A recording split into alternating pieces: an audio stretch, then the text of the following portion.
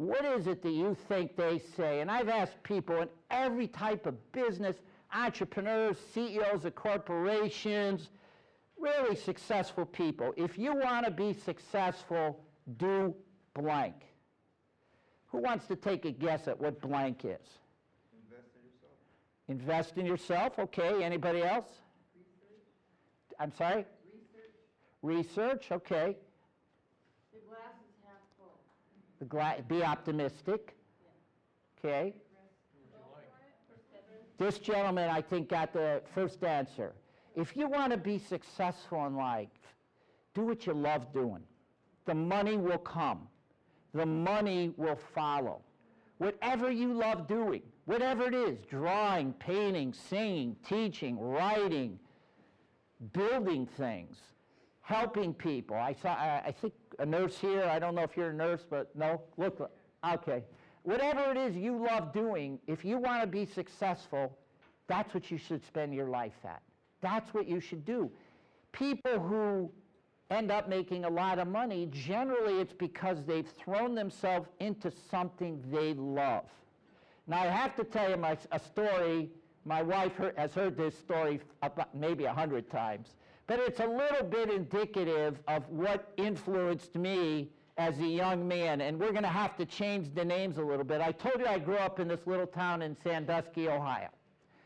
It's actually, I grew up in a township called Perkins, Ohio, and in Perkins, Ohio, there was nothing, no stoplight, no stop signs, no gas station, basically nothing, except one big gigantic building, which was a state armory, where the Ohio National Guard would come every 3 or 4 months. You know, they'd do some jogging around the armory and then they'd leave, and it was empty most of the time, except also once a year there'd be some kind of entertainment event in this armory.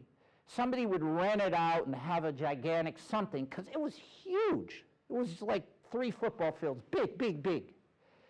And one winter, when I was about 13 years old, a group of musicians were traveling in a bus across the United States. They're up-and-coming musicians, not famous yet, but starting to get some attention. They're traveling from town to town in this bus, and one night in February, when I'm 13 years old, they stop at this armory, Perkins, Ohio. Now, of course, we knew they were coming, and it had been advertised in all the surrounding towns, and they had set up like 1,000 folding chairs. They made a stage, you know, like this, and they put up all these gigantic amplifiers, and, you know, they were expecting maybe 1,000 people to come. So that night, about 6 o'clock, the bus arrives at the armory, the musicians get out, they unload their equipment, so forth and so on, and 6:30, a gigantic snowstorm. Huge. The concert, by the way, is scheduled for 8 p.m. 6:30, like this amazing blizzard drops 2 feet of snow on the ground. Now the musicians are all in the armory, and nobody can get there except me and like 5 other of my friends, because we live right next to the armory.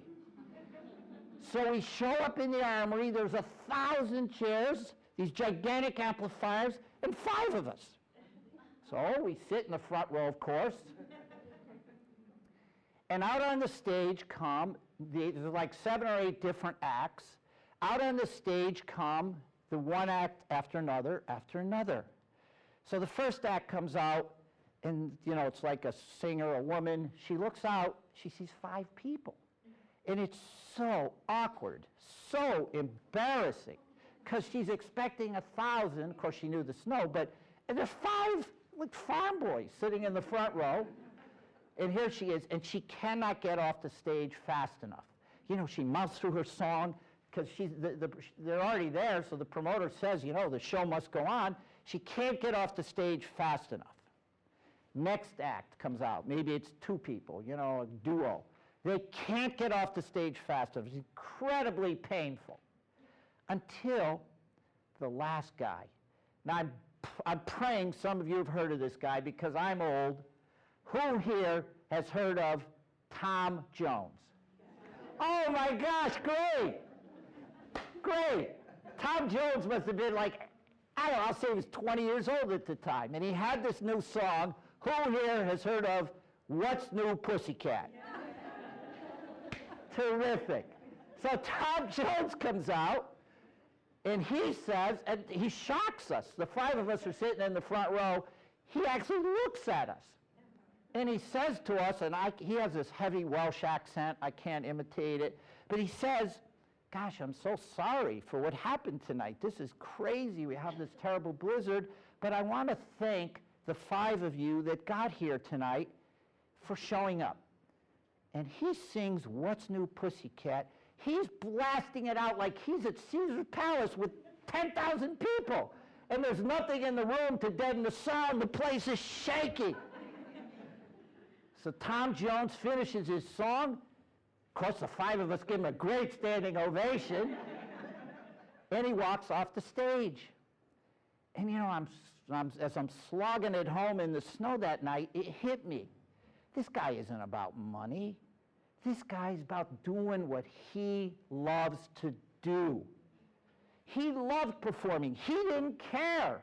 Well, maybe he cared, but he didn't let it set him back that there were only 5 farm boys there when they were expecting 1,000 people. He went out there and he threw his whole heart and soul into performing that night. And of course, I don't know if any of you follow Tom Jones. He's still performing all over the world. He's still got this huge following. He was actually in Westport this summer, had a huge crowd.